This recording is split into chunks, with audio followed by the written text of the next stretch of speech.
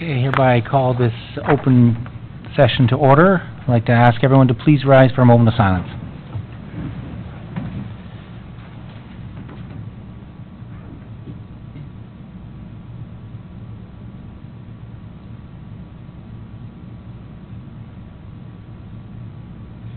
Please be seated.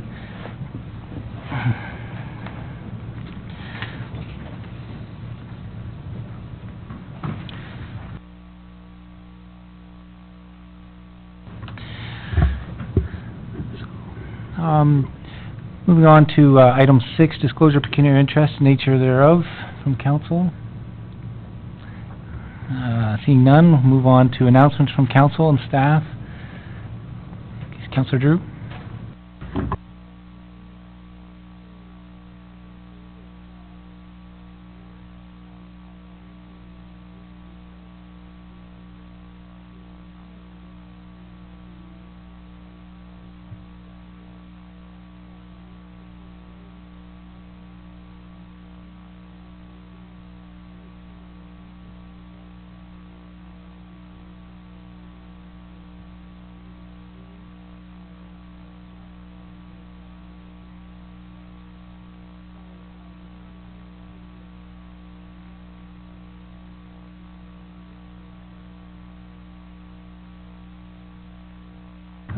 Well, I will. It's not my doing, but on behalf of the council and the staff, I will certainly receive it. So thank you to all those members that were part of this, who helped showcase that in Scugog we truly do care about the environment. So, thank you.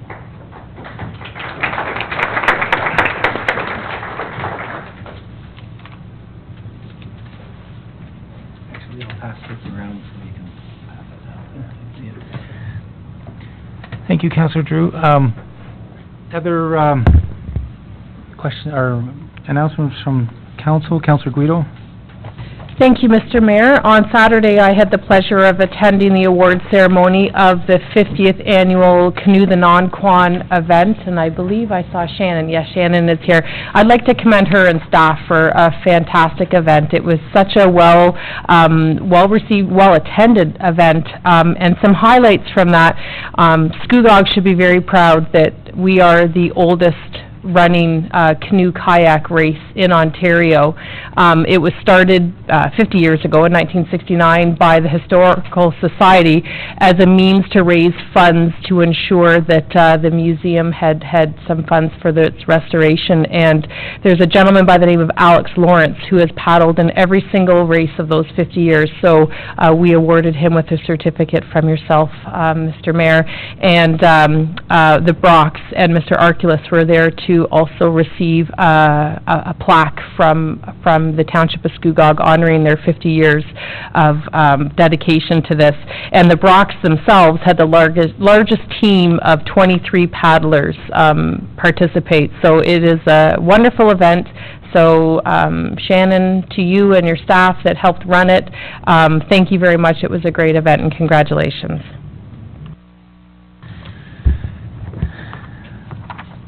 Councillor Back. Thank you. Through the mayor, I just wanted to remind all of council as well as staff and the residents present that next Thursday, June 14th, we think that this Thursday is a big day, but actually it's the following Thursday is a bigger day at Scugog Community Center. That is our Aging with Confidence fair, so formerly the Seniors Information Fair, and there are over 70 exhibitors that are going to be there again. When we held this 2 years ago, we had the largest Seniors Information Fair in all of Ontario, and it looks like it's going to be the largest again. All of the exhibitors that were there 2 years ago were anxious to return, and so it's from 11 until 3 at the Scugog Community Center, and actually it's in Ice Pad 2, pardon me. Same location, but Ice Pad 2 because it's too big for the main room. And lunch will be provided for those that attend, and I guess lunch will start at 12, but it's going to be a great event for caregivers, seniors, and really just the general public that want to connect with seniors that want to age in place. Thank you. And any other announcements from council? Councillor Drew? Thank you, Mr. Mayor. Just wanted to remind everybody about the Community Care Walk. There seems to be some concern about where it is, the fairgrounds or Palmer Park, and we're trying to identify because it's been advertised at both, so we're not entirely sure. But that is this Saturday, starting at 9 o'clock.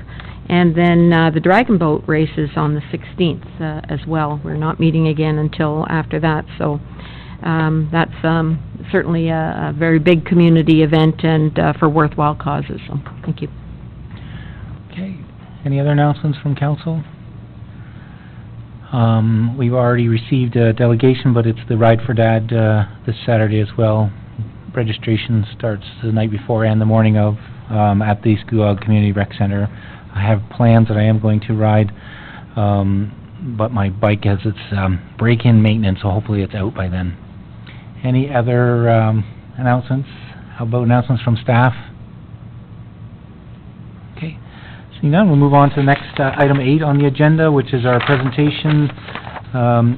First presentation that we have is the honor of employee recognition for 2018 Employee Service Awards and also the 2017 Perfect Attendance Awards. So I'd like to ask the CAO to join me in the front there and help me distribute and recognize those awards to staff who are well-deserving, and we sincerely appreciate the dedication, long service awards, and the perfect attendance.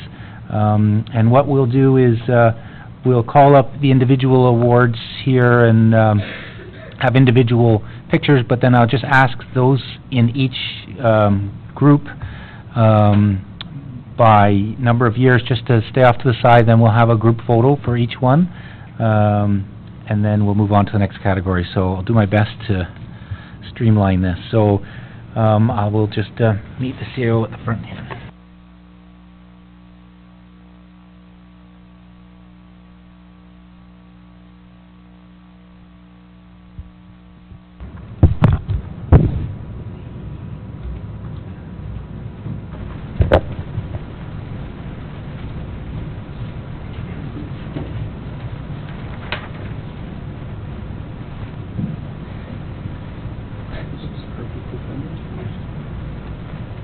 So we'll start off with Perfect Attendance Award.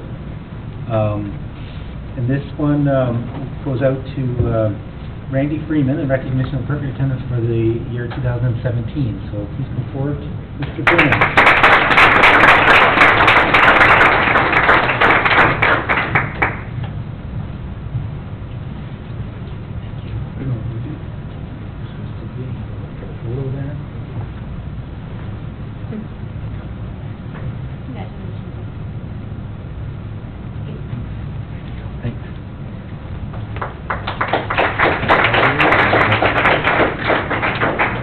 Don't mind my helmet head today, because I didn't get a chance to go out and get a brush. First award for the 5 years of service. I'd like to congratulate on behalf of council and staff and the residents, Shelley Price Trimble. 5 years of recognition.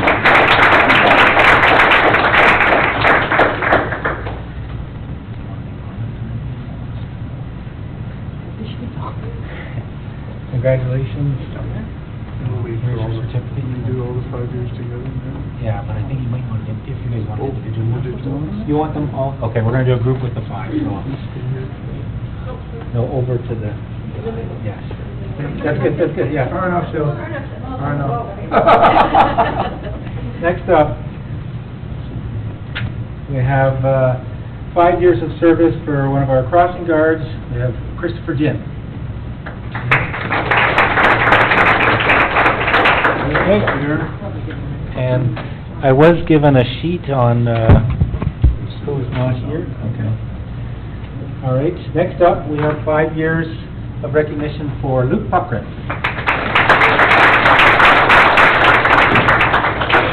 Doesn't it seem like longer than 5 years? Congratulations. Thank you. Here's your certificate. Hang back.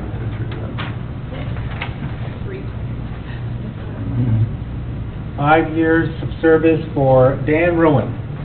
Dan here? All right.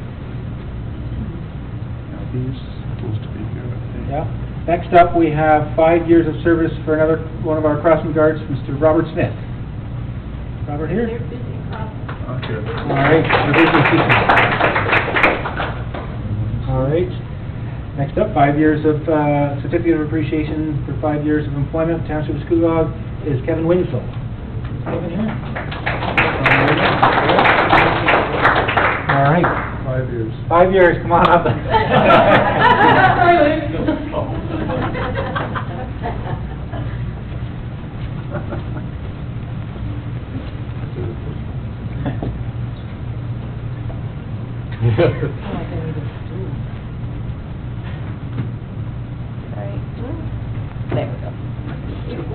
All right, thanks a lot, thank you. Yeah.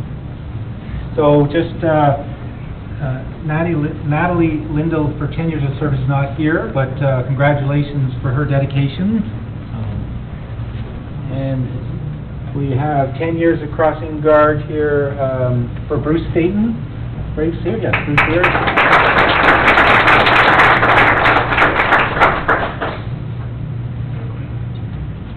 Thank you for your dedication and weathering the elements, and really appreciate it.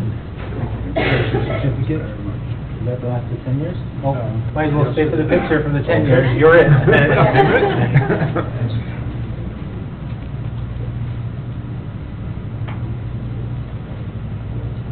Great, thank you. Great, thanks again.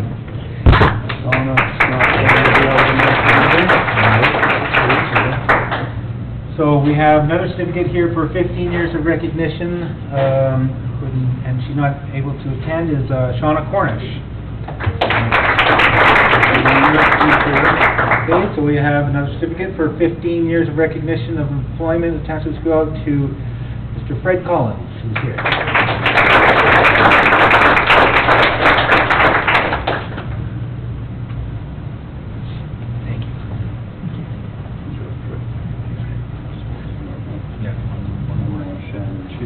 And then we also have, in the 15-year category of employment, is Shannon Kelly.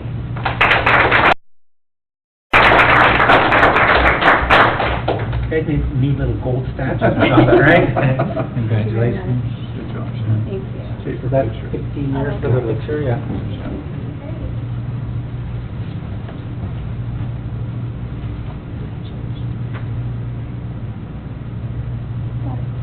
Thank you.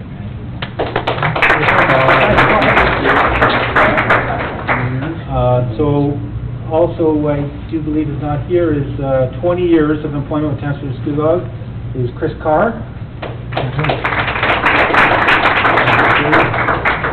And then we have, again, for a second visit up here, in recognition of 25 years of employment with the Township of Scugog, is to Mr. Randy Freeman. That's the only one, so he can stay for the picture. Well, Oh, I get a no perfect attendance for 25 years. How about you? Quarter century, right? Yeah, too fast. I don't see any checks in there. Thank you. Hey, Congratulations. thank you.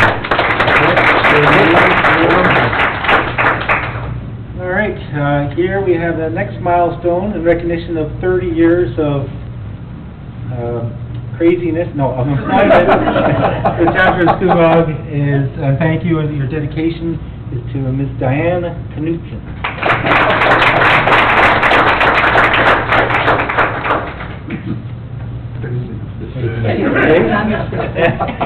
Thank you, Diane. Congratulations, Diane. Don't go back, just stay this time. Next up for 30 years of dedication is to our Tim Legier.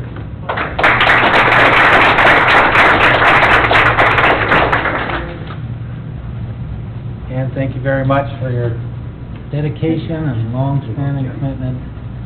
Okay. Well, this guy. And next up, 30 years of service as well, Steve Solomon.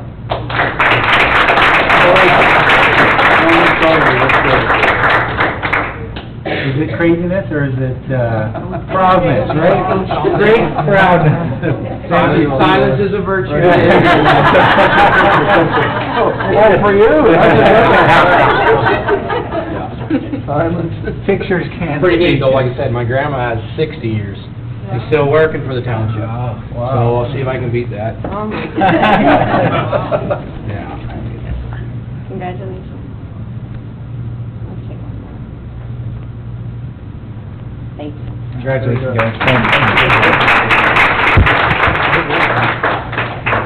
I'll leave those.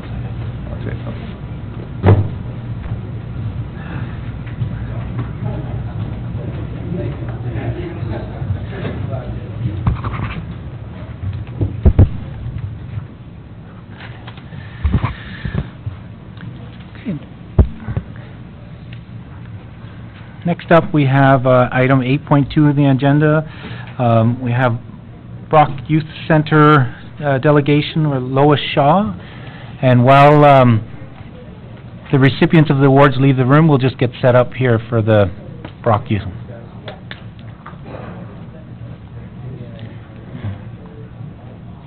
Okay. It's on now. Okay.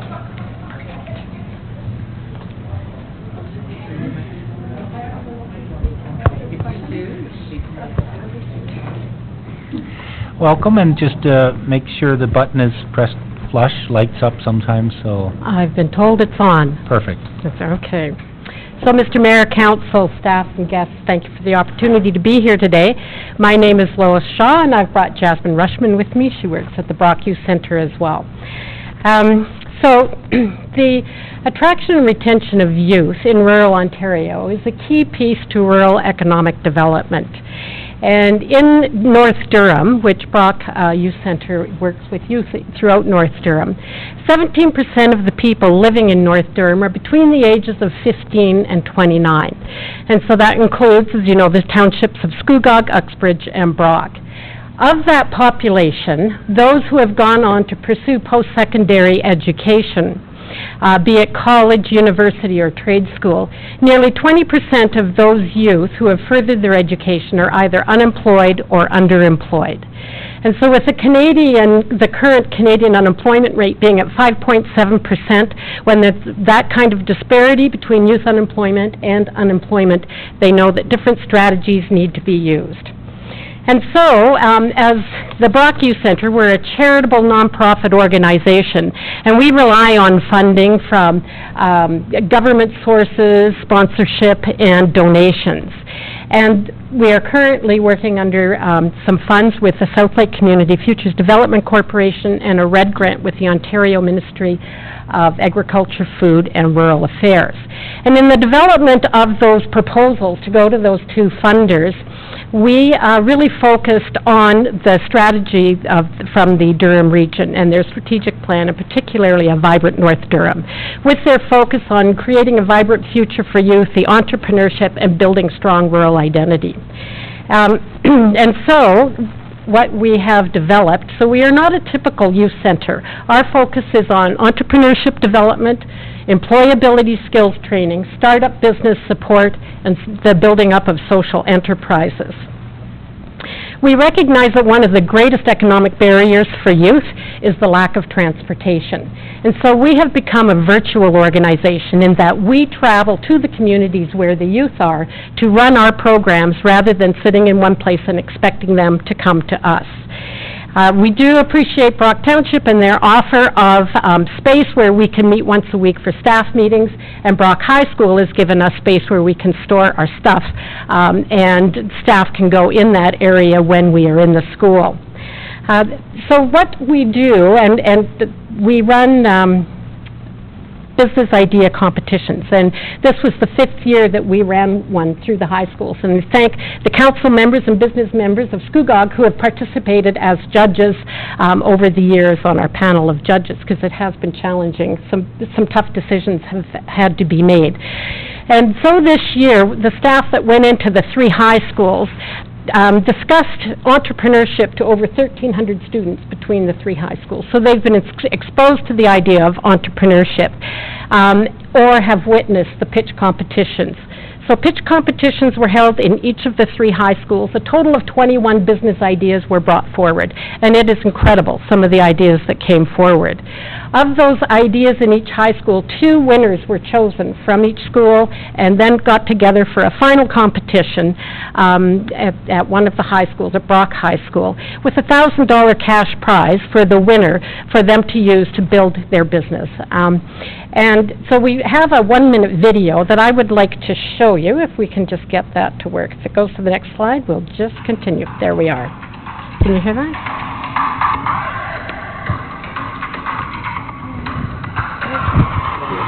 Can you hear it? That's it? Okay. We are a group of grade 10 students from USS. I'm here and I'm part of Big Horse Bar and Grill. So I'm a student going to USS in grade 12 right now. I'm here to pitch my extraordinary and revolutionary design. We present to you the solution, Tasker. Mine go around the collar and will just get shorter in length because the dog is growing. 3D printing is the future. Why would you buy it? Well, like, the thing is, it's hot sauce with a hat on top. Why wouldn't you buy it? The company started because of a serious lack of custom work that is easily affordable. In the future, I would like to see this turn into a franchise where you will see more of these places around, not just in the Durham region area. Well, I will admit this is an expensive venture to enter, but I imagine that we will make that back in the first 3 to 4 years. What's the real result here? 21,600 hours saved for healthcare professionals, I recall. And our winner is Hail Cookie.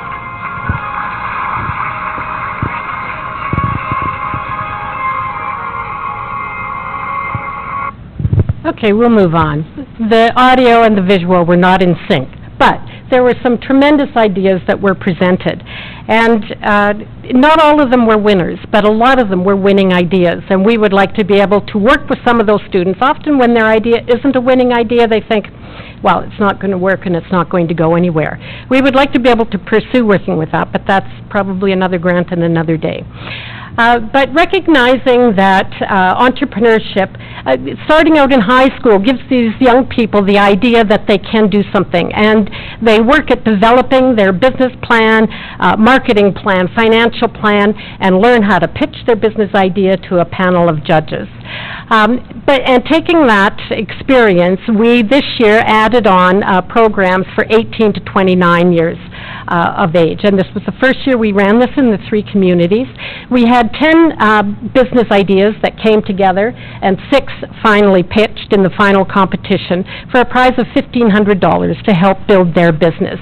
And the 2 businesses that were the first place and the runner-up are building their businesses in North Durham. And there is another one that was a great business idea that we would like to work with to have him bring his idea forward. So these are businesses that can come together and contribute to the rural economic development in North Durham.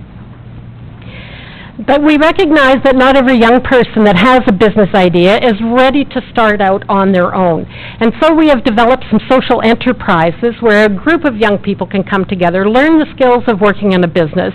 And the Cool Cow Ice Cream Parlor, it's our 3rd year that we've been running in Beaverton. We have a business manager and a marketing manager, and they have to develop the business plan, the marketing plan, and we are mentoring them and working with them. And at the end of the summer, they will walk away with a real business experience.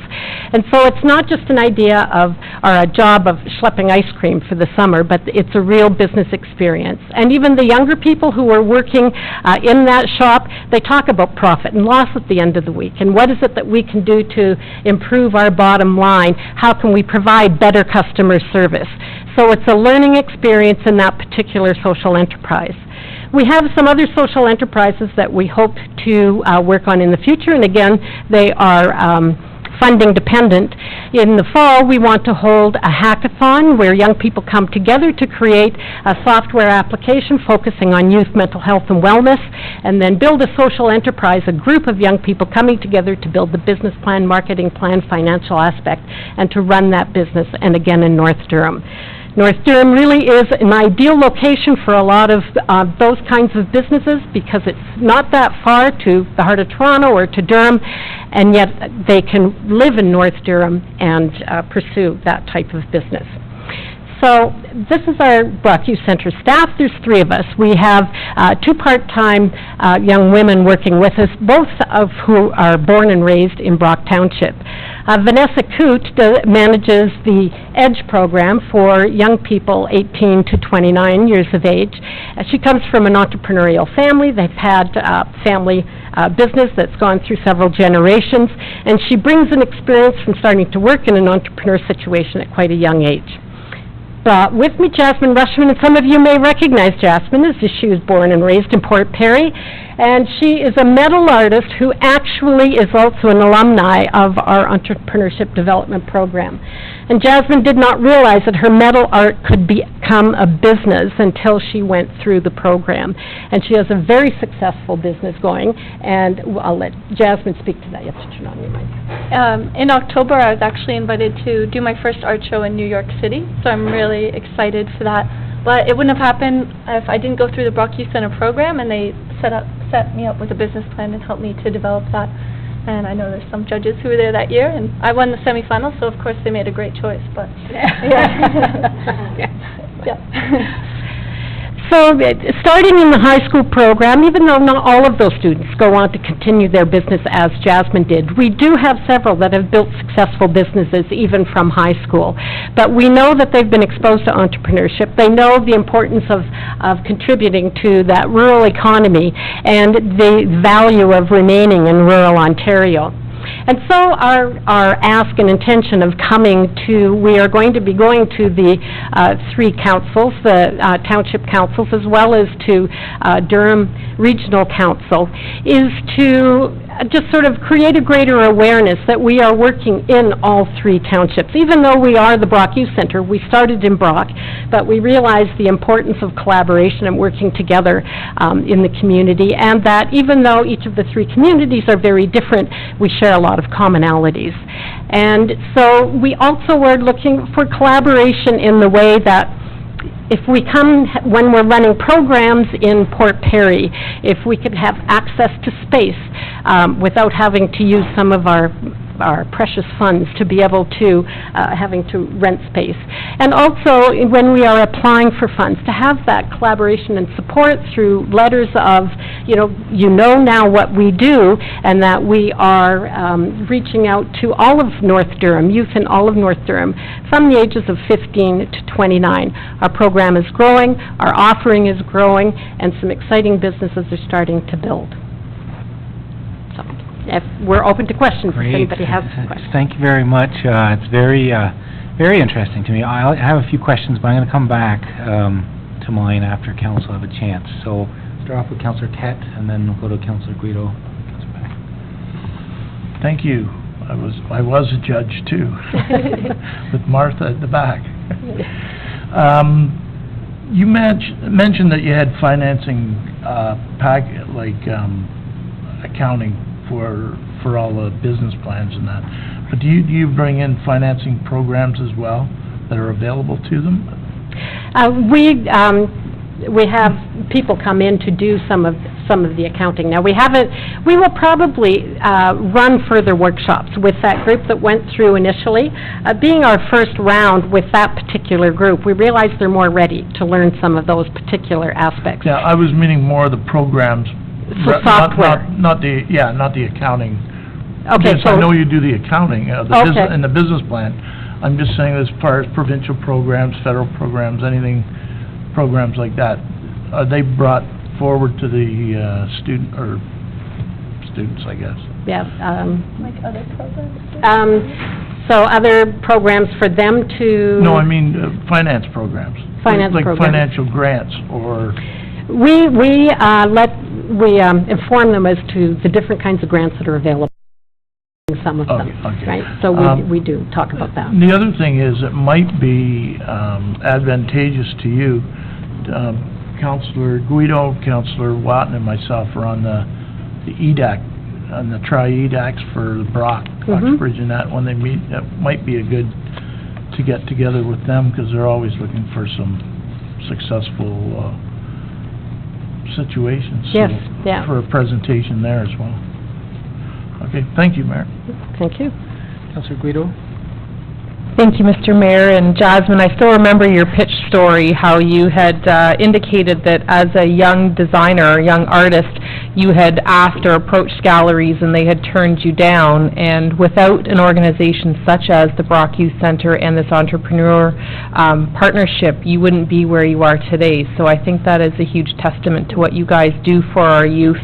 I'm sure you are aware, because I'm sure Mr. Belfry has been in contact with the Brock Youth Center as we're getting our youth center prepared for our drop-in center.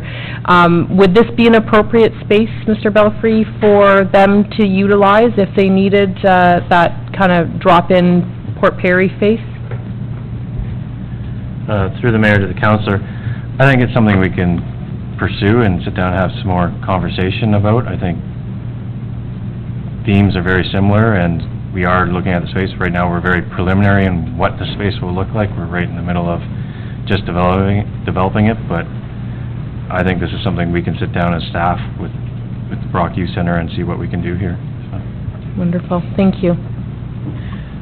Yeah, I would just add to that, because that was one of my questions too, is if there is, since this is in the designing phase, an opportunity to be able to have that type of, it's not, say, what you were saying, the Brock Youth Center is not the typical youth center, because it has a very much a focus on entrepreneurship for youth. It's kind of like a, Spark Center for youth. Right. Right? So I would see if it can be done, that we have that area that can be universal for that. I think it would be great, because you could also have a static message board that talks about the next time, or getting people that go to the center interested in it, because Right. what better way to communicate that through aside from the high schools and stuff. So I think that would be great. I know there's always the library as a fallback, because we have great technology there and rooms, but I know it's hard to block off when the public has access to it, so it'd be good to come up with a solution. Next up, I have Councillor Back was next.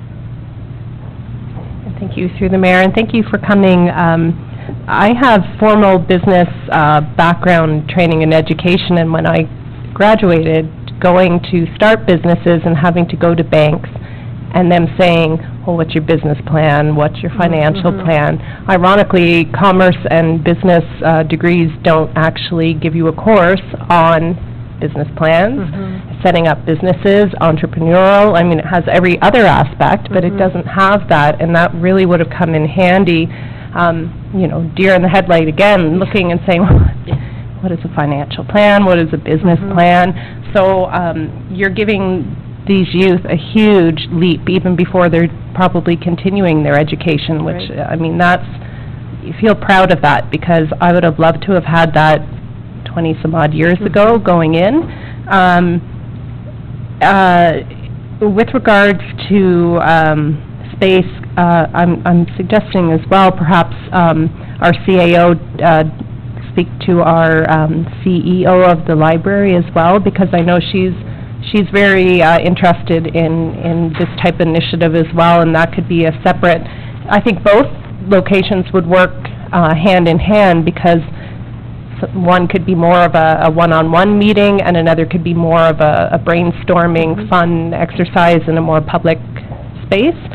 And then with regards to mentoring, do you have mentoring at the youth center?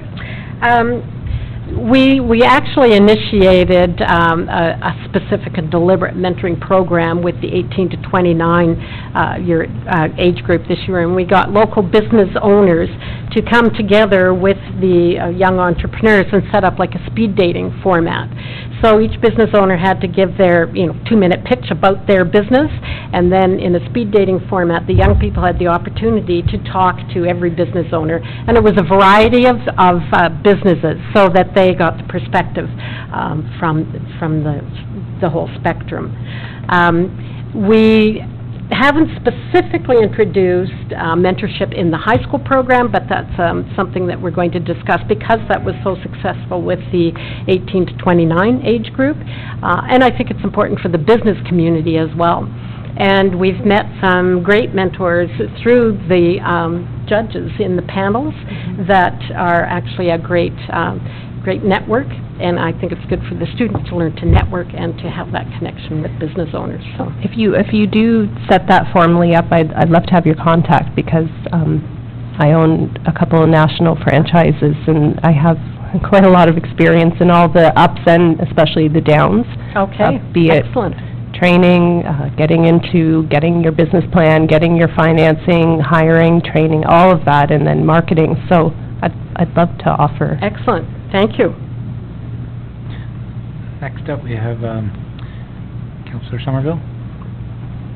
Thank you. Thank you for the presentation. That was really good, and I'm so glad that this is going on. A lot of my questions have been answered about the mentoring was the big one.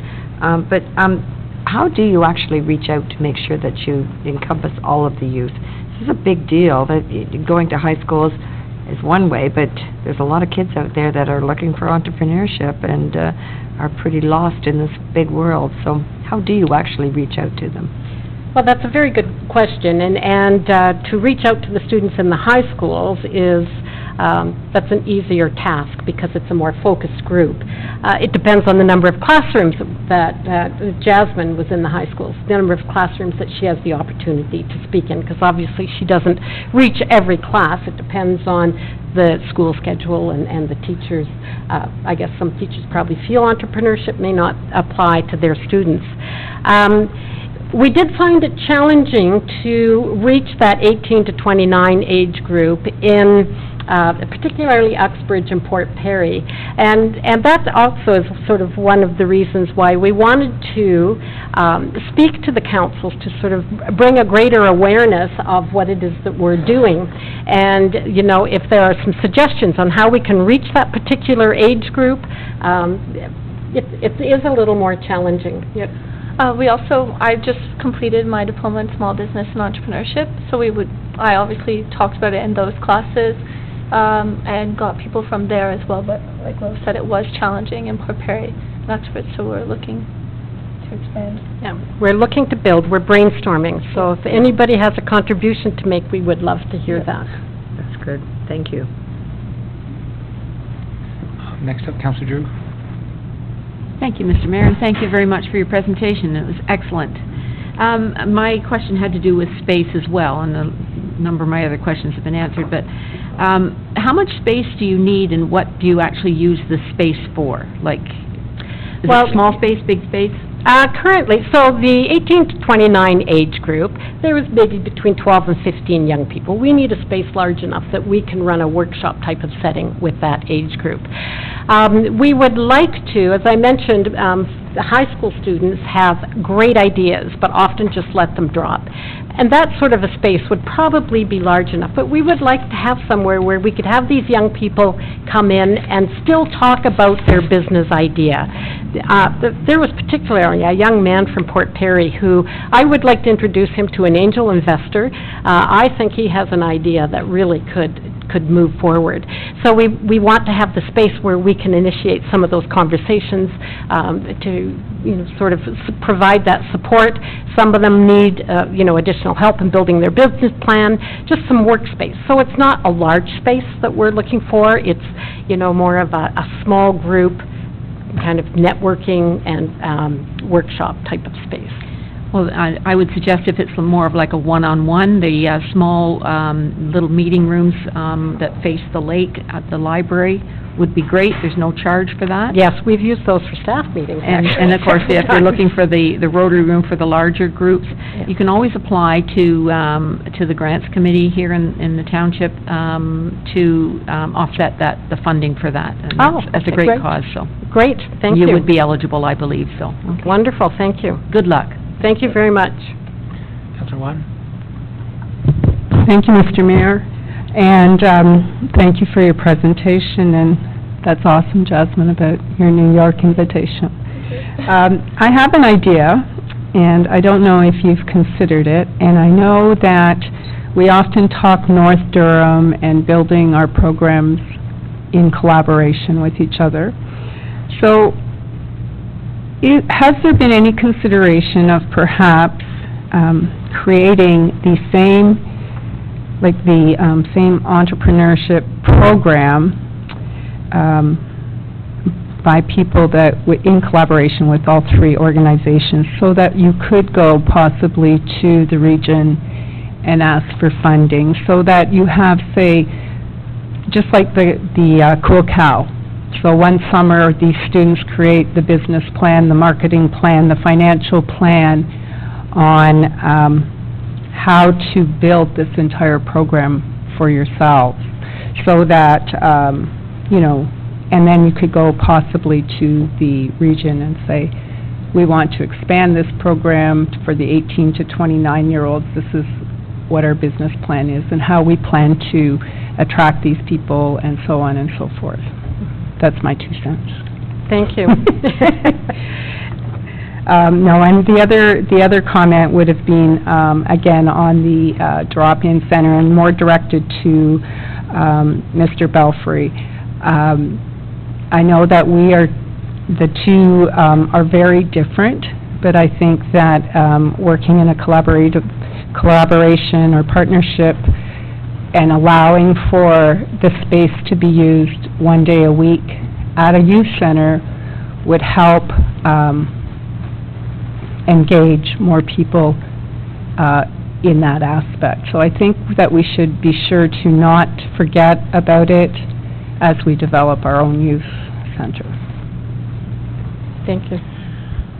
Just a follow-up to the comments from Councillor Watton, like a North Durham Spark Center is kind of like what you're referring to, because the region does fund the Spark Center in Oshawa, and I'm trying to think of where they do give funding. I know it's under the Ontario Centre of Excellence, if I recall correctly. So when you announced your funding, it was Futures, which only goes to Brock, doesn't come down to us, and then you've also got the RED, was it Rural Economic Development? Right, right.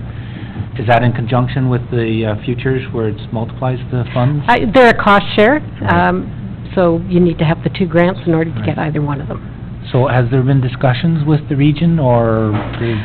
Not yet. I'm going to the region on Wednesday. Now, we've been in conversation with the Spark Center, with BACD. We certainly are not in competition with any of those organizations, and we respect the value that they share with us, and they provide us mentorship and guidance as well. To date, they haven't provided the funds, which is fine. We value what they have. But also, so some of the young people who have developed business, particularly a technology-focused business, I would like to introduce them to people that we belong to one organization, the Durham Entrepreneurship Enterprise Ecosystem Forum, something like that. It's quite a long name. DEEF is the abbreviated version.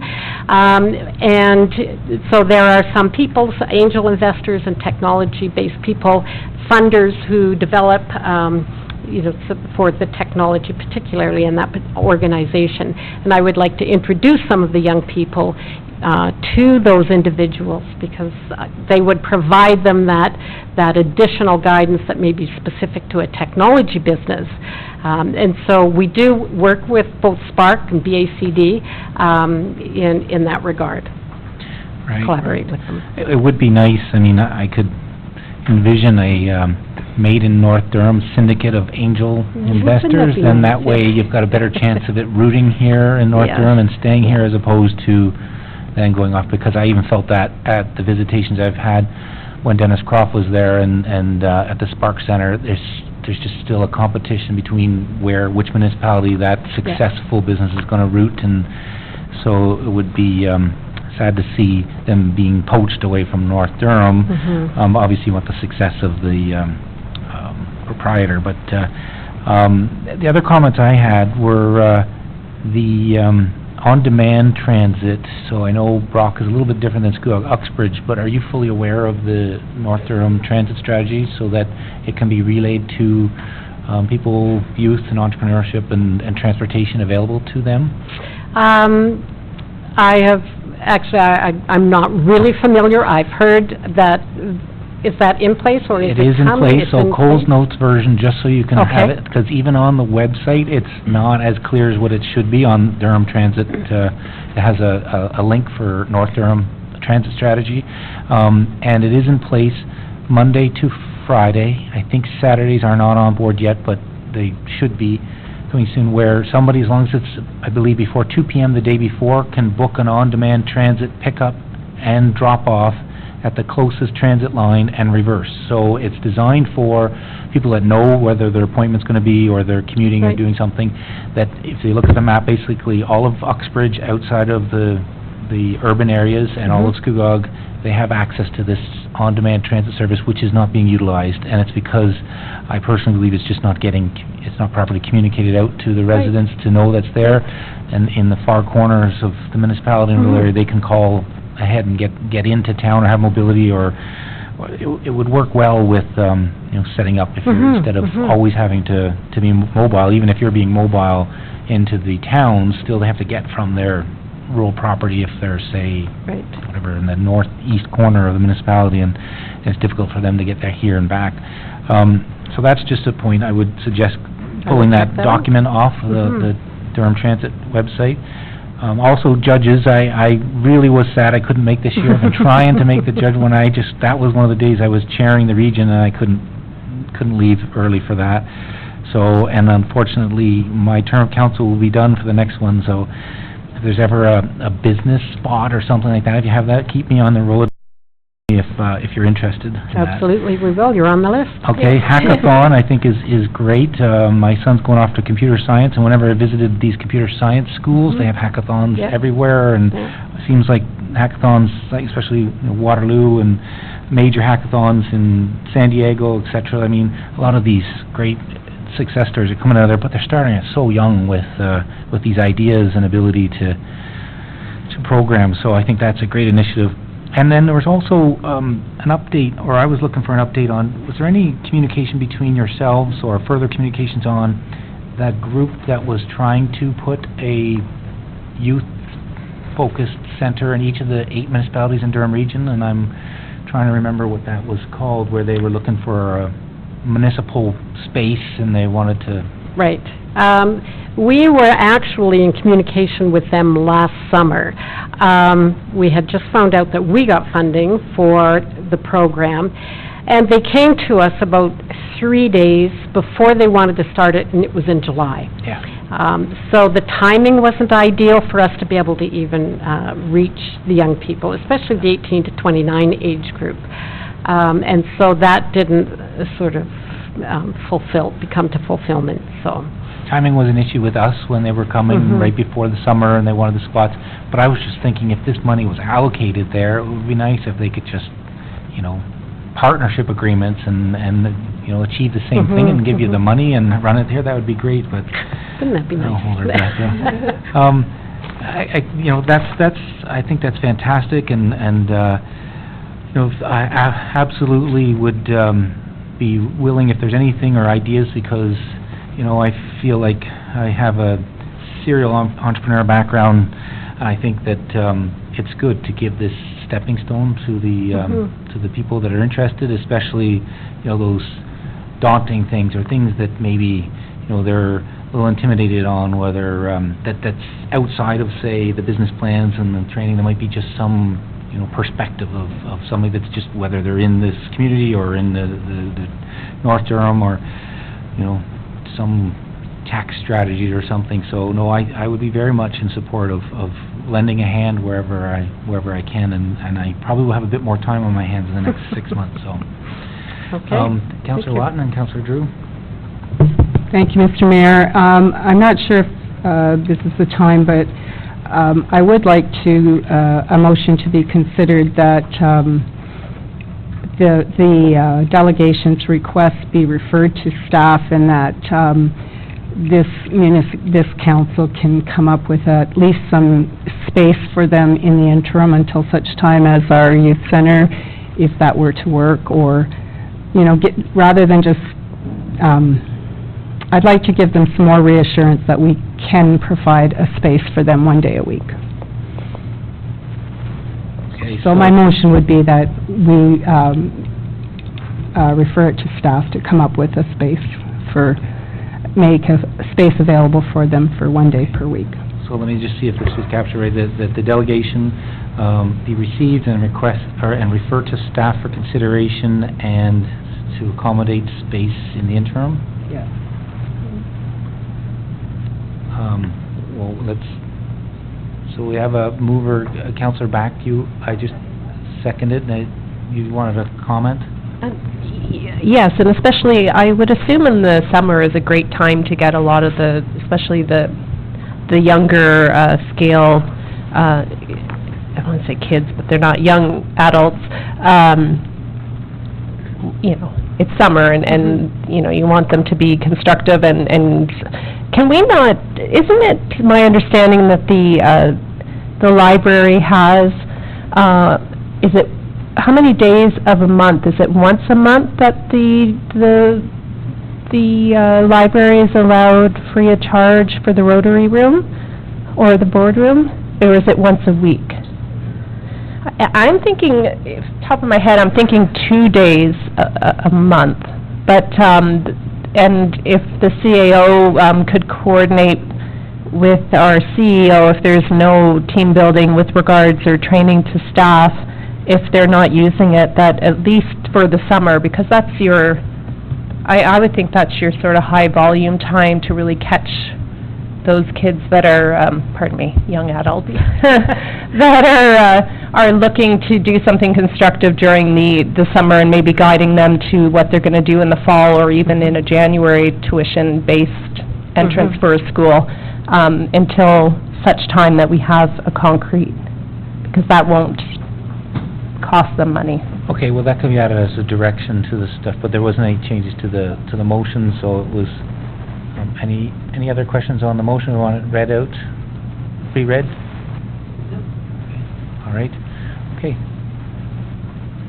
All those in favor? Carried. So we'll do a follow-up with a question. I just wanted to summarize that. So it's referred to staff the consideration of the future partnership space, but also to accommodate space in the interim. So we're very much unanimously in support of the initiative, so we look forward to working. Councillor Drew. Thank you. Just one further question. You say you're speaking to the region this week. Yes. What is your approach going to be? Like, where are you a delegation on Wednesday, or? A delegation probably of one. When we were scheduling them, Jasmine wasn't in town, so I couldn't coordinate with her schedule. And it'll be a similar type of deputation with, a similar, encouraging the collaboration. To be quite honest, we would like to see some financial support from the region. That's my point. The region has a no grants policy, so I would suggest, and perhaps Mayor Rowett and I can assist with that on Wednesday, but I would suggest that you approach it through economic development to get the same kind of recognition as Spark and the other, okay? Because they do have a no grants policy, so, okay? Good to know. Thank you. And if you have a moment, you may want to go into the regional website and look at the committee minutes and just do a search for where Spark is, because once a year they do an annual update and it talks about the funding and the model. So if you can parallel yourself to that, saying we'd back you up, saying how there's a difference between south end of Durham region and north end, it would make sense to make this a more of a North Durham strategy and have the funding related to it. I mean, that would just be a suggestion. Wonderful, thank you. Okay. Any other questions from council? See none? Thank you very much for the update. Thank you very much. It's been a great afternoon. Thank you. All right, next up we have Lorraine Sundstrom Mann, Grandview Children's Center. Oh, sorry.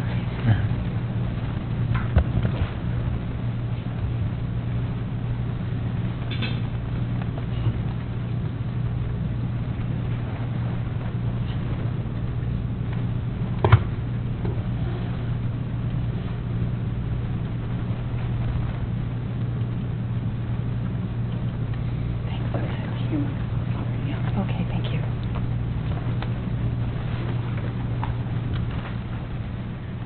Well, good afternoon. Thank you so much. That was a very interesting presentation. I was glad to be in the room to hear that, so thank you.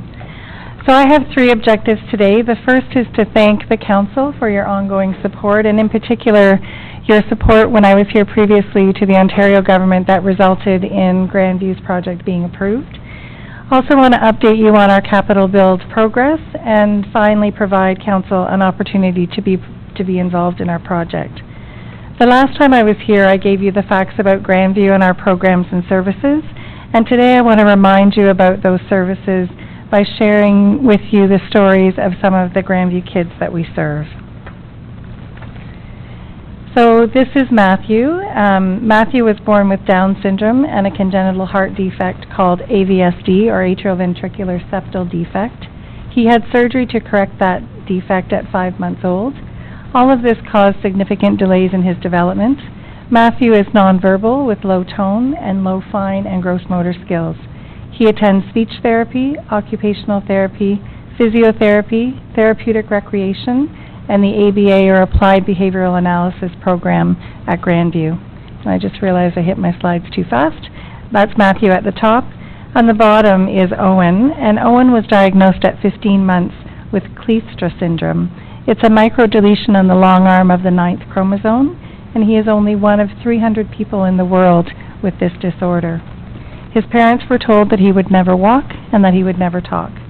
Despite that, at the age of 3.5, under the watchful eye of his physiotherapist, he took his first steps at Grandview. Along with his physiotherapy, he also attends occupational therapy, ABA services, and medical services at Grandview, and he is now working on 5-word sentences.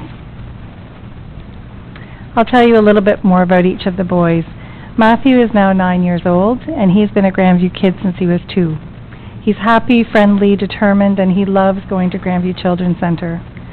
Although he is receiving therapies, he is also making friends with other children, and the staff always treat him like he's their favorite. Matthew learned to walk and jump at Grandview, and recently he began learning how to swim and ride a bike. His parents appreciate the amazing tools that Grandview has provided to them and their family to help build a better life for everyone. Owen is now 8.5, and he also has made amazing strides in his development because of Grandview. Although it was suggested that he might never walk or talk, he now speaks in sentences, and as a result takes part in Taekwondo and soccer. Where he used to watch kids play, he now plays along with them. He loves interacting in sport, and his mother, Andrea, says that Durham community's dedication to kids like Owen is second to none. The final story I'd like to share with you is that of Leah. She was referred to the speech language program at 3 years of age, and unfortunately she waited a year before her initial assessment. Her initial assessment was completed just before she would have reached the age to be no longer eligible for the preschool program. When she arrived, she was barely understandable when she spoke. Thankfully, the speech-language pathologist that did her assessment knew about our co-located school and got a referral in. She was nominated to attend 2 years at our co-located school and was therefore able to get 2 years of very intensive speech therapy for motor speech. Prior to her 2 years of therapy at Grandview, she was relentlessly teased and made fun of. When she transitioned back to her community school in her neighborhood, she was afraid to go due to all of the bad memories. But I'm happy to tell you that she started at a new school, has made many friends, and now loves school. I'd like to show you a video clip that says more about the difference and the life-changing impact at Grandview than I could ever say.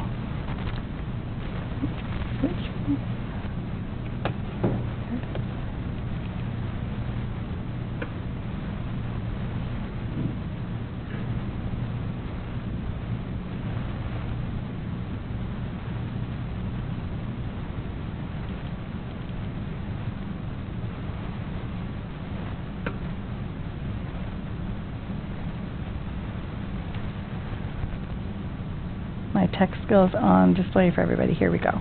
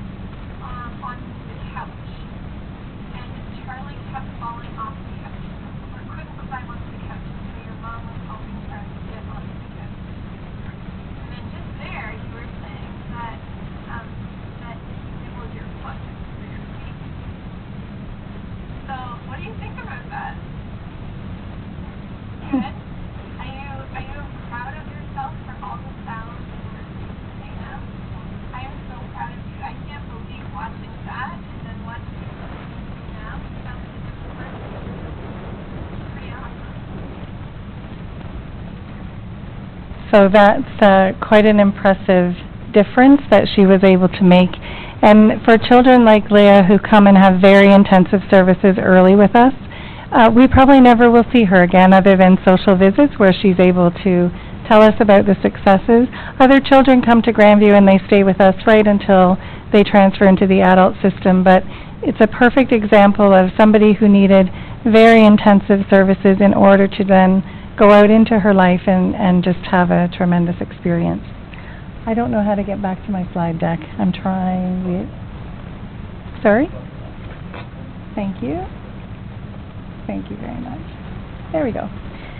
So this is our rendering of our facility, that project that was approved last May, and that was such a fantastic day for Grandview and for all of the kids and families across Durham Region who use our services. Since that day, we've been working hard on the early work of construction projects, and so we've been completing all of the site due diligence. You'll recall that the town of Ajax donated a parcel of land to us, and we've now completed the geotechnical, archaeological, historical, hydrology studies, all the environmental studies. A project plan has been created, a traffic flow study and a parking study have been completed, such that we are now putting the finishing touches on our final functional plan, which will lead us to the release of a very large tender for the final planning and construction of the facility. So of the thousands of kids and their families who Grandview serves, about 8% of our families are from Uxbridge, Scugog, and Brock. And when we were here last time, we talked to you about the help we needed, and you helped us, and I'd like to ask you to help again. Today, we're asking you to take the next step of your support with us. We've established an overall $20 million campaign. We've raised $14 million to date, and we've established an overall goal of $500,000 of that capital campaign coming from all of the municipalities in Durham Region.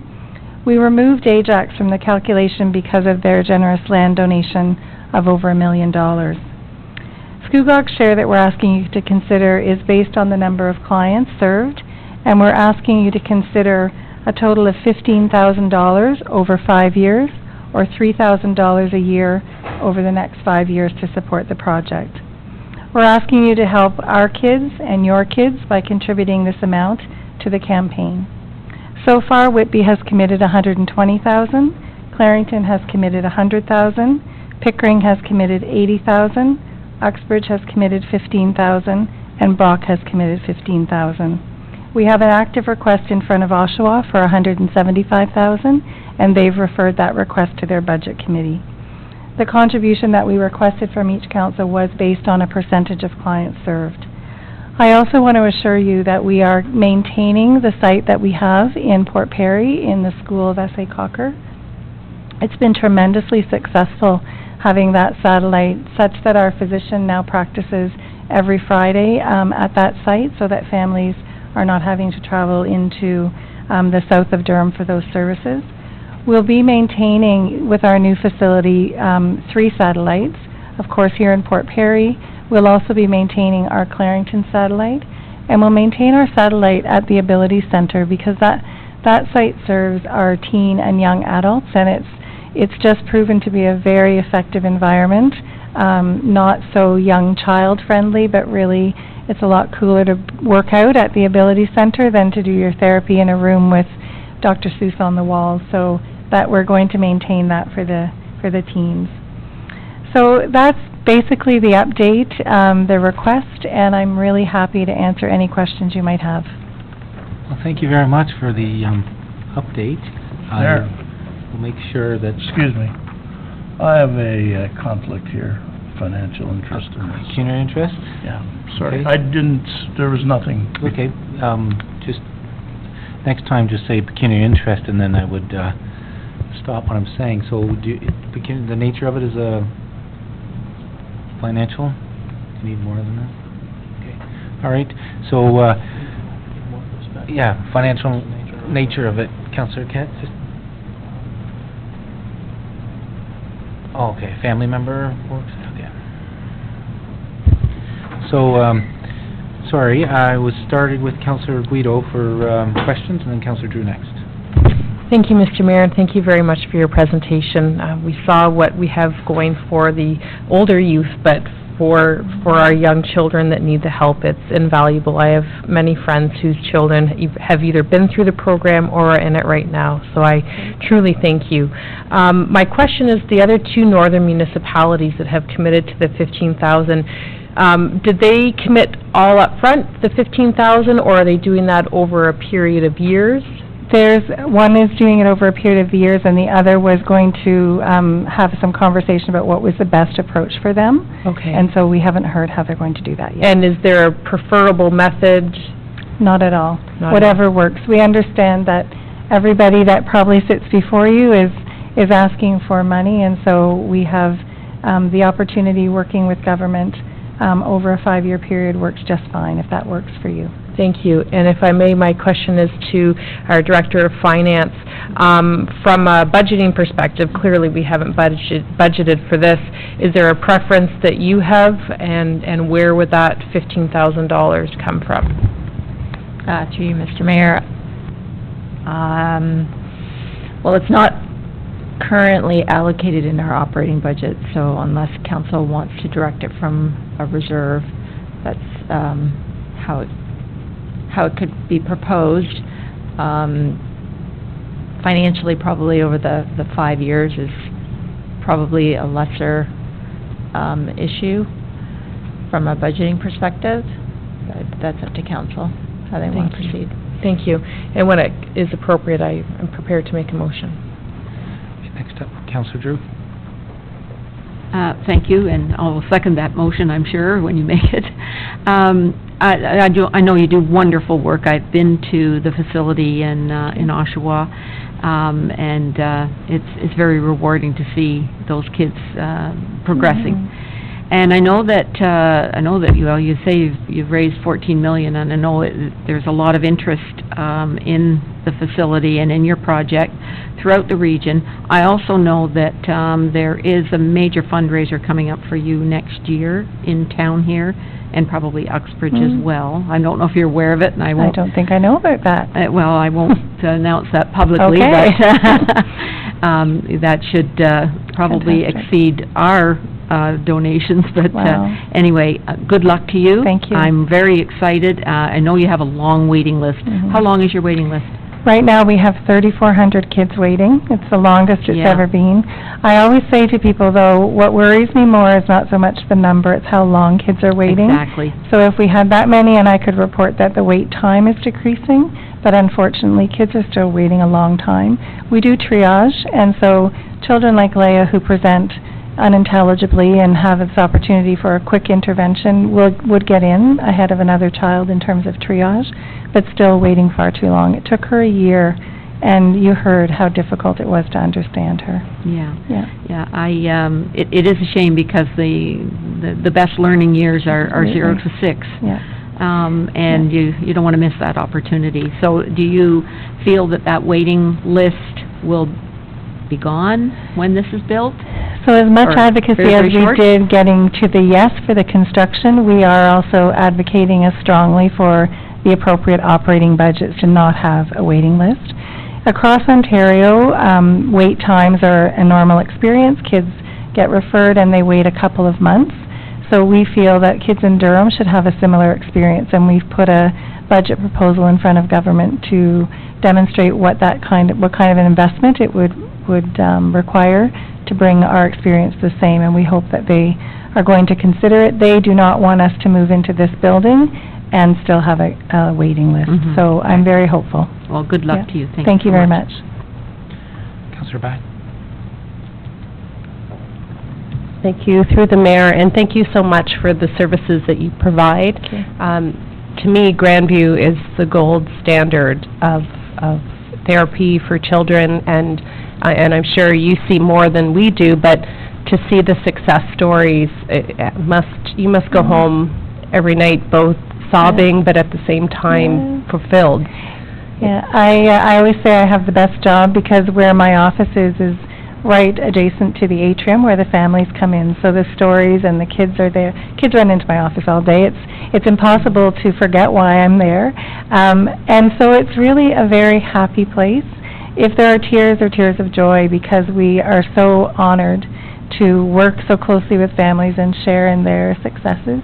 This morning my first email was from a family member who was showing their son who has very significant physical disabilities, very complex, very challenging to have him enjoy experiences. And over the weekend through a Grandview program he went sailing. And in the boat he relaxed. He has a lot of spasticity, but he was so relaxed in the boat.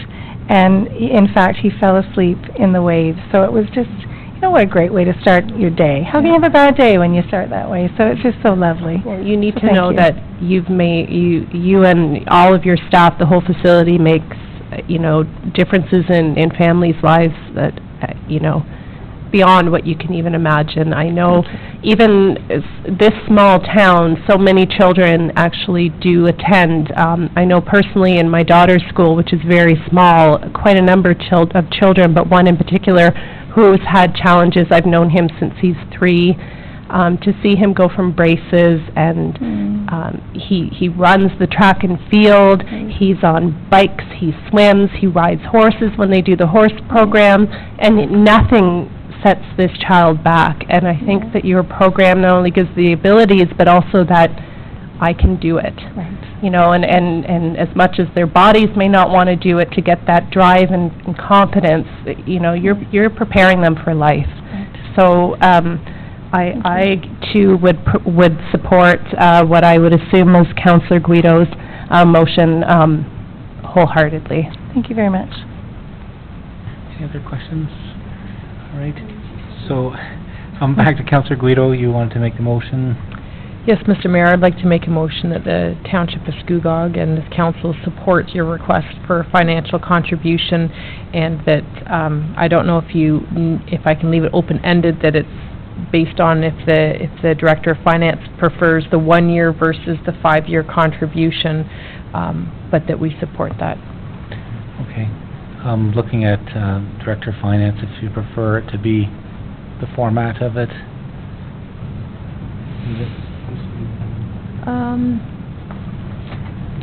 I'm not quite sure.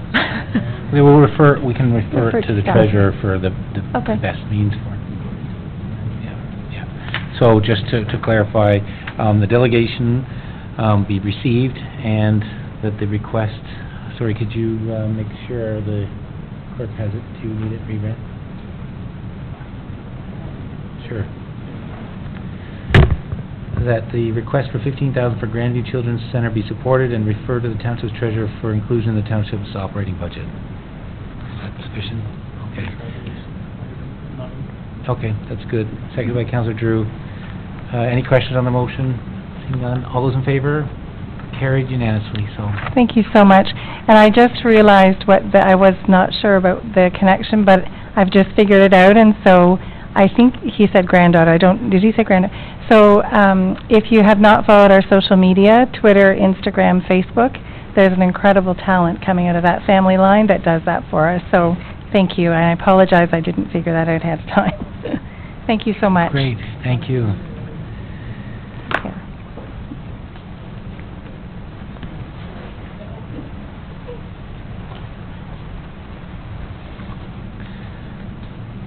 So just wait a minute for Councillor Kett to come back, or a moment. I can start with the consent agenda items being pulled. So I have first 9.2.1 pulled by Councillor Back, 9.2.3 pulled by Councillor Back, 9.2.5 I was just going to make a comment on, so I'm just going to pull that briefly. Councillors, 9.3.1 is Councillor Somerville, and 9.3.4 is Councillor Somerville. Any other items to be pulled? And I will repeat it when Councillor Kett comes back. No other items? Okay, so Councillor Kett, while you're getting your seat, I'll let you get settled, and I'll tell you which items are being pulled from the consent agenda. Were there any that you wanted pulled? Okay.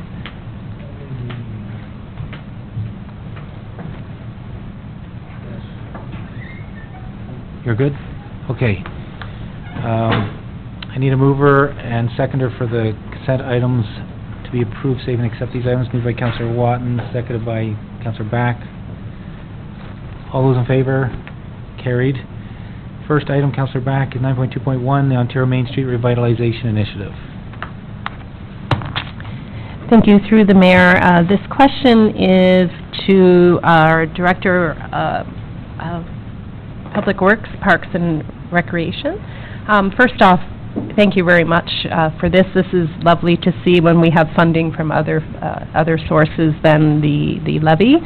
Has this always been the case, or is this the first year that we've actually had access or looked for this funding? Through you, Mr. Mayor, to the councillor, this is the first year that I have heard of this funding. We have not received it in the past years. I believe it is a new initiative. Oh, so it's a new program as well? Okay. 'Cause I looked at this and thought, oh, I hope we haven't been missing out for the last 10 years or so, but it's a fantastic program and justifies another reason why we're part of AMO. And so that is, it's fantastic. It's timely, as I know you know. I had sent you some of those lamp posts on Queen Street are deteriorating. They're coming out of they're loose. They're coming out of the ground, so to speak. So this is perfect timing. And with regards to on page 17 with the discussion part where it says coming in timing with the LED light fixtures. Is there any time frame on when the LED conversion is going to happen in 2018? To you, Mr. Mayor, to the councillor, we should start seeing replacements later this month.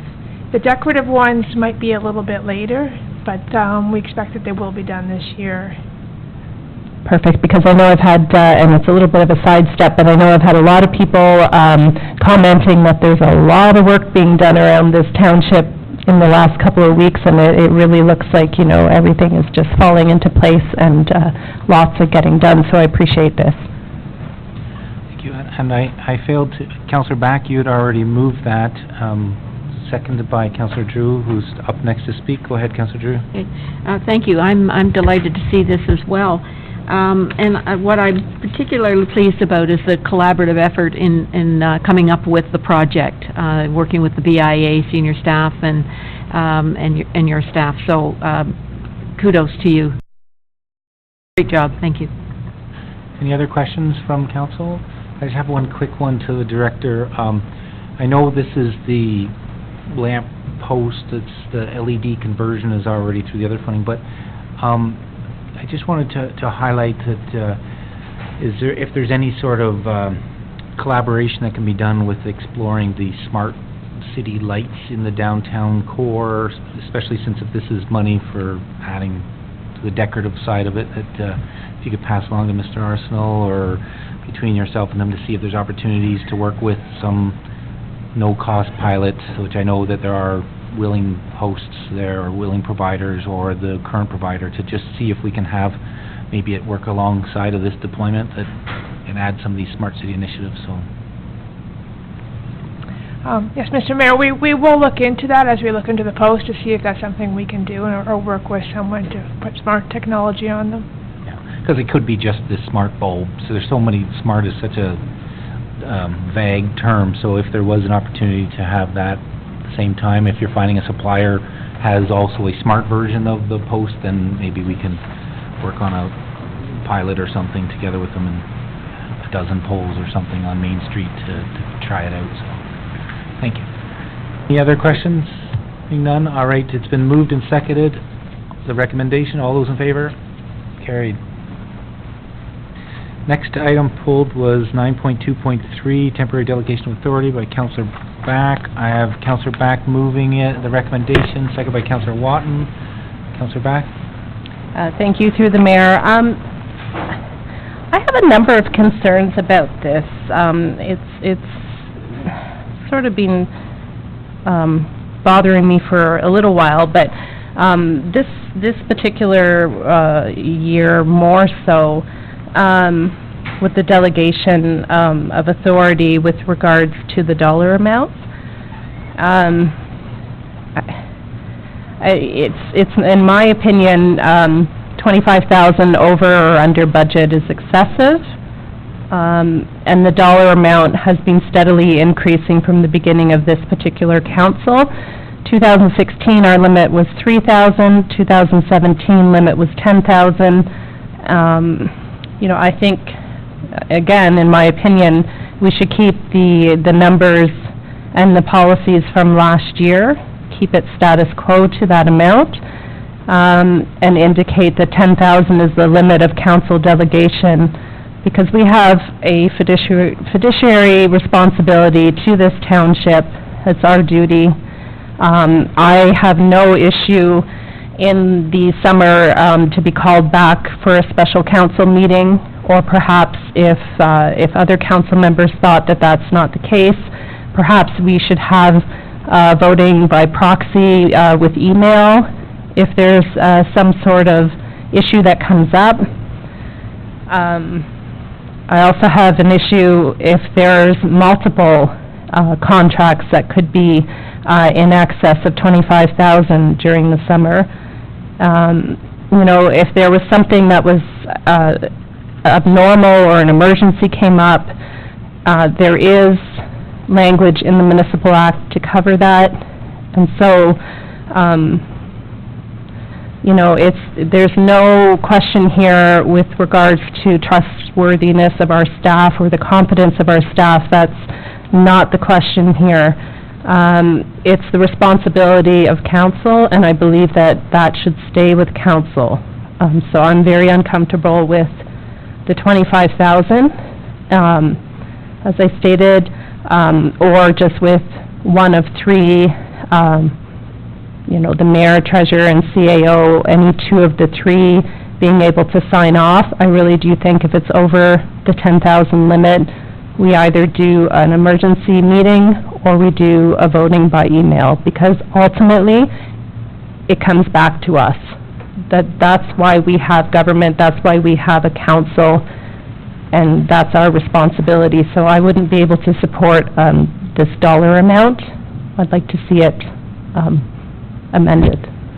Okay, I just wanted to give the opportunity for staff to comment on example or situation or the reason for the ask for the change. Start off with Director Coleman, please.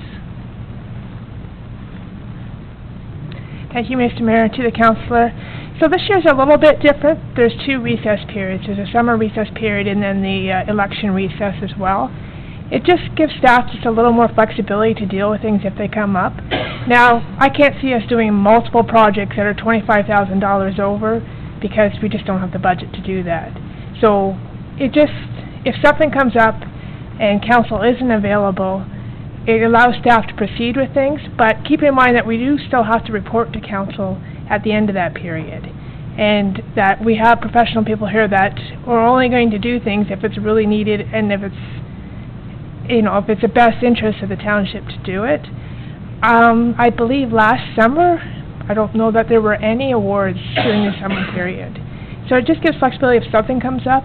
And the current procurement bylaw says we can do awards up to $25,000 if they're within the budget without council approval. So that's why the number 25,000 was chosen, because it aligns with our procurement bylaw. But I don't expect to use this personally myself much during the summer, but it just allows some flexibility if something does come up.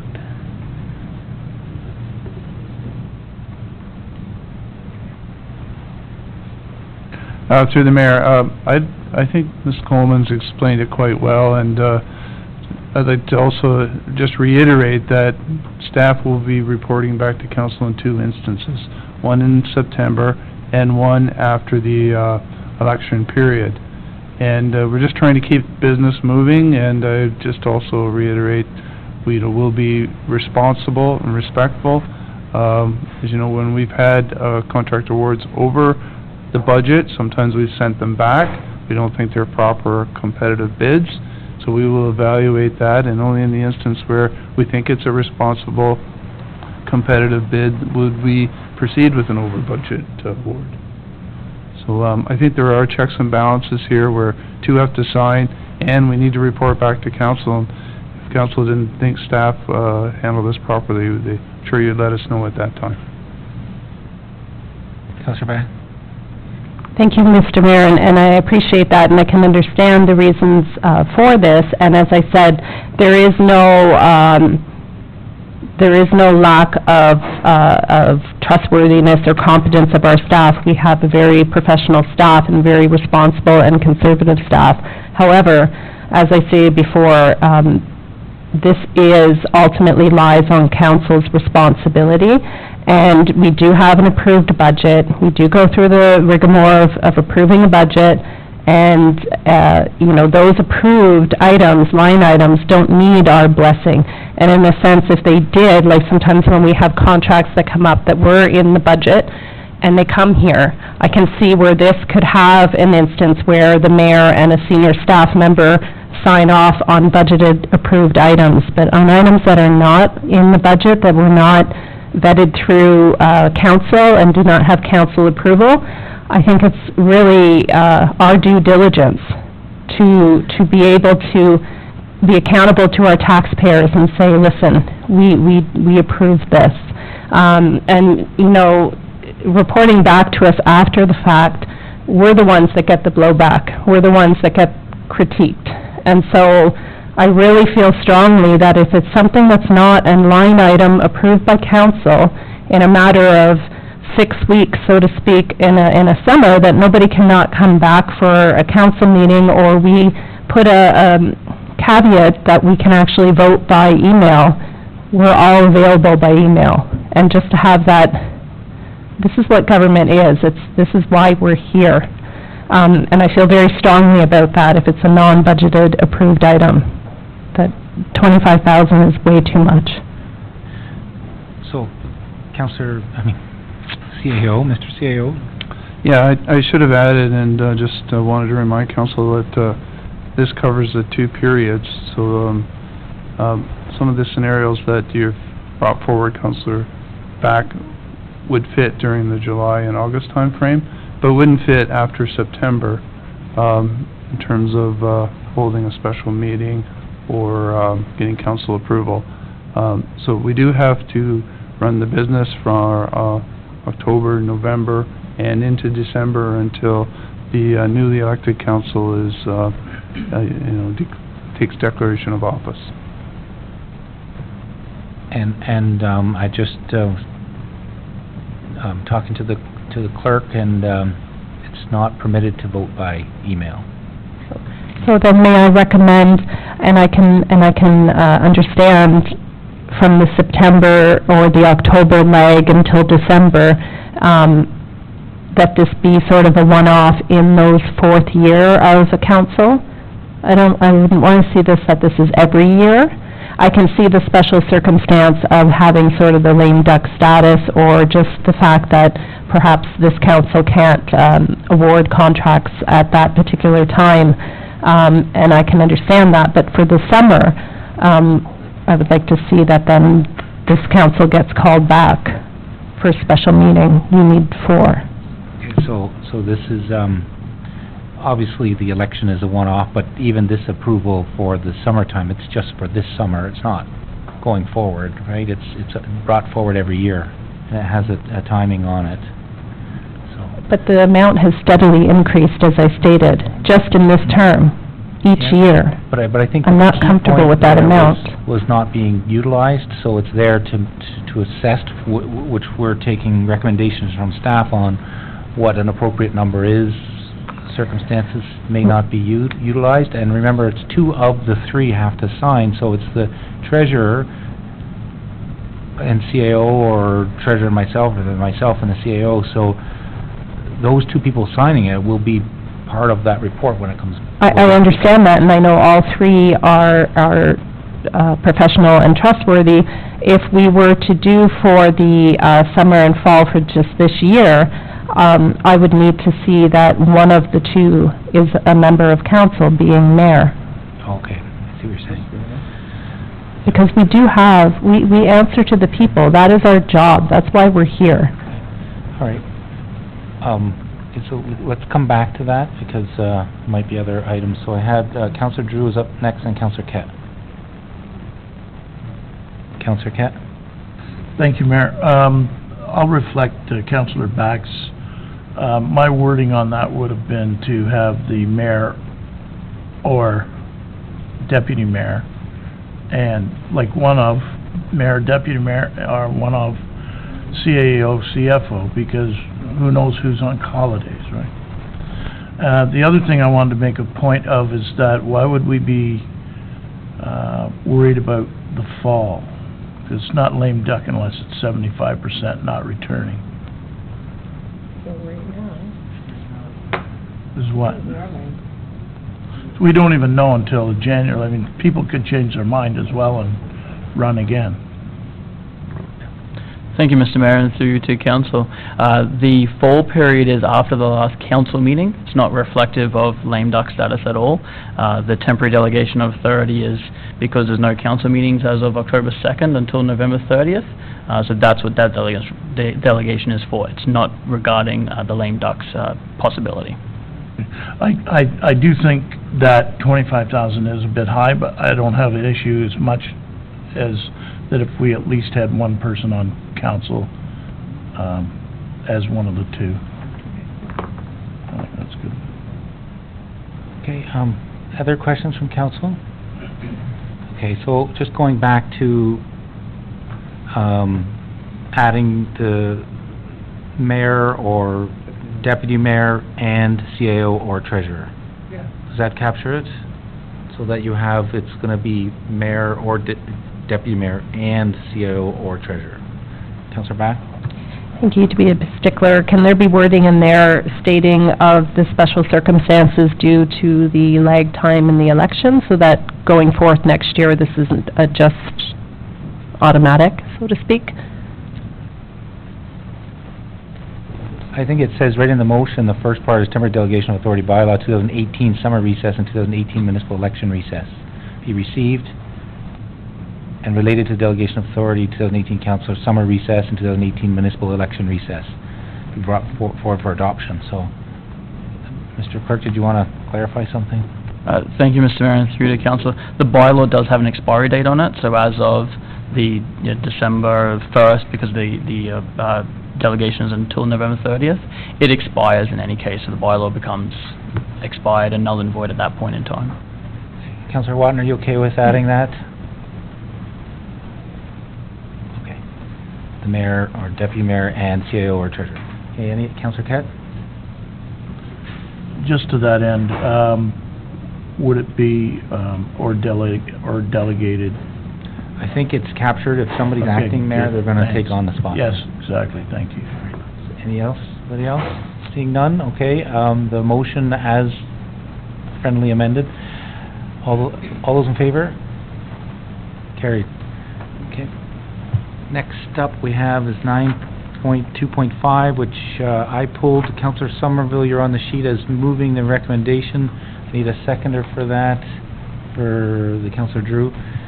And the only reason why I pulled it was just to ask the Finance Department on how much work is required in preparing that report. I first of all wanted to thank you for the report. It's in great detail. I appreciate the detail, but I was really curious on how much time manual labor was involved with that as opposed to, say, system-generated reports and line items. Well, Mr. Mayor, this is a system-generated report out of our budget software system, so there was a little bit of manipulation, but it pretty much comes out as you see it. So just the analysis that the time that takes to do the analytics. All right, that's good news, because I was afraid if there was a lot of manual manipulation of numbers there, then I was going to say it would be more well-received to maybe do a semi-annual and an annual and save the time, but the analysis part of it, my recommendation would be is the items where they're out of line, either over or under budget, but they're going to be in line because it's historical, I would just capture that with one statement, just highlight the what's the terminology for it, discrepancies report, or some paragraph that says any of them that are, you know, above and below budget, typically is the typical fashion that they are, except for these few that maybe need some extra attention or monitoring. That way it's highlighted like more like an executive summary of these 3 line items. Look at these ones. The rest, even though they may appear to be out of sync, they're typical.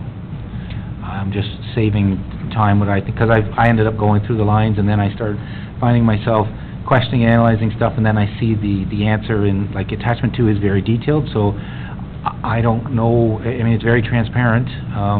Councillor Back's probably very happy to see the extra detail there, but I just wouldn't want it to be too much extra work. So if it's not extra work, then that's fantastic. That's great use of the software. Thank you, we'll take that into consideration. Any other questions or comments on the financial reports? None? Okay. Moved by Councillor Somerville, seconded by Councillor Drew. All those in favor? Carried. Thank you. Next item is the 9.3.1. 9.3.1. Looking for my sheet here. Do you have the sheet?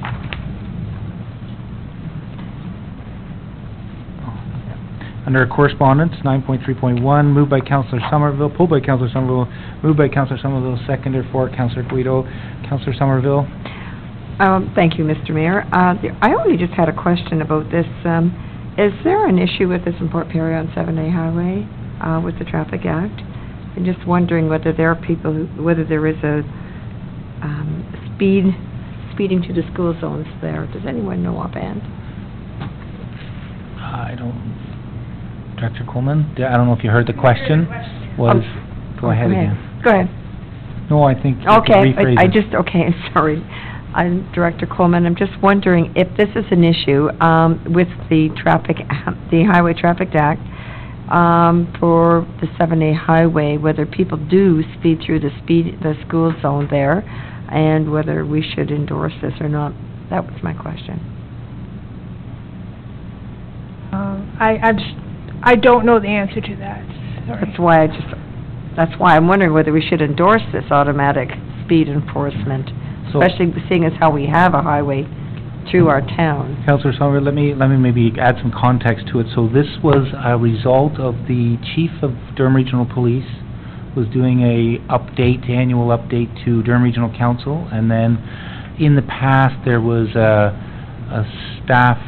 requested staff report at the region to investigate if there was going to be any benefits from red light cameras or radar, auto enforcement photo radar, and it resurfaced again through this report, so then highlighting that the lower tier municipality could explore it if the region wasn't moving on it, and so that's where Ajax has decided to move forward as a request to be a pilot, and with discussions with the CAO, I think it's best for us to kind of watch and see maybe what resources are required from Ajax, what are the results from that, and I'm sure we'll get a reporting back through the region and through Ajax on the benefits and the costs of those benefits, and to see if that's something that should be explored or not. And then we can find out, they can work through all the pitfalls. I don't know if I captured all of it. How long is this going to take, though? I think it's going to be through that approval process on when they can work with the region. I don't know if Councillor Drew has any update on that. No. And so they're working through. I know that the municipality of Ajax is very keen for their intersections, much like a few of the intersections we have here. They have a lot of high accidents, and they're trying to see if some sort of extra enhanced technology can reduce on accidents and speed. So we'll keep a close eye on that, and as it comes back in updates. Okay, thank you for the explanation. Councillor Drew? Thank you, Mr. Mayor. I just, I don't know whether Director Coleman can comment on it, but it's my impression that the measures that we have in place with those signs in the middle of the road in the school zones has been very effective. I think the police are very happy with it. So I think we're doing okay. So my suggestion would be to receive this for information and see how it works out for Ajax. Any other questions or comments on that? Just a quick question. We don't have those signs on 7A, do we? They're only on Queen Street. No, along 7A, we've got them at, do we have them at S.A. Cocker? We've got them at Prince Albert and R.H. Cornish. To you, Mr. Mayor, yes, we have them. We don't have them at S.A. Cocker. We have them at mid-block crossings, so on Queen by Cornish and on Old Simcoe by Prince Albert. Right. But 7A, we have a pedestrian signal there, so we have a different method there. And it's MTO as well, so we don't have the permission to. No, right. They wouldn't give us permission for that. Yeah, thank you. Thank you. Okay. All right, this is moved to receive for information. All those in favor? Carried.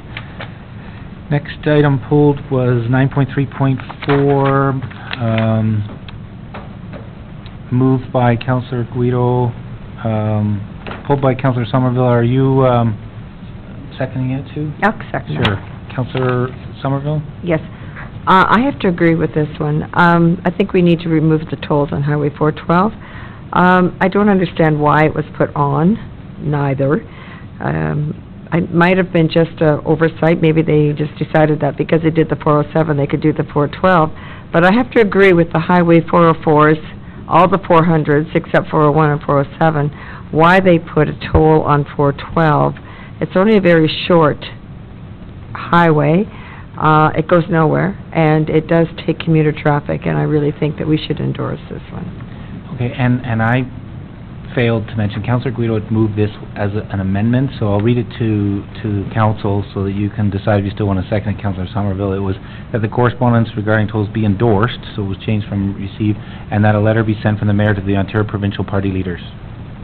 So, and there's a draft letter basically reiterating what the issues were, and then we'd send it right after this. I will second that one. Okay. Any other questions on that? Seeing none? All right, covered it. All those in favor? Carried. Thank you very much, and that'll get sent right away, and that is this the end of the agenda? All right. Notes, Councillor Back? Yes. Thank you, Mr. Mayor. I have a question with regards to, I guess it will be for our clerk. Will the next meeting have the correspondence that we all received from the White Feather Farm? Have we... Thank you, Mr. Mayor, and through you to council. Sorry, I just had to think of what that was. No, that correspondence is received as a complaint, and it'll go through the complaint process. So if I want to prepare myself next meeting, can I bring it forth as new business to discuss? Or should I be discussing with staff? Well, yeah, I was going to suggest, it's discussed with staff because it's going through the enforcement channel and it's through bylaw, et cetera, so handling it as a... Okay, because it's multi-pronged. There's a whole lot of issues here, that it's not just what you think is on the surface. So I think we need to get to the bottom of this. Right, and it is going through the channels, and then... Okay, because that sign could be back at the gateway. Yes, no... I had a call, so I don't want to see that, and so I will, who would I talk to? Who's the point person? Through you, Mr. Mayor. Mr. Heritage isn't here at the moment, but he is working with bylaw right now. We do understand that. We had a meeting with Mr. Schillings. He came in and went over the letters with myself and Mr. Heritage. They're in the hands of bylaw right now for investigation, but we do know his intentions for another sign. I know, and there's multi-issues here, so I will speak to Mr. Heritage. Thank you. Councillor Kett. To that issue as well, I believe we got correspondence from bylaw today regarding the... Yeah.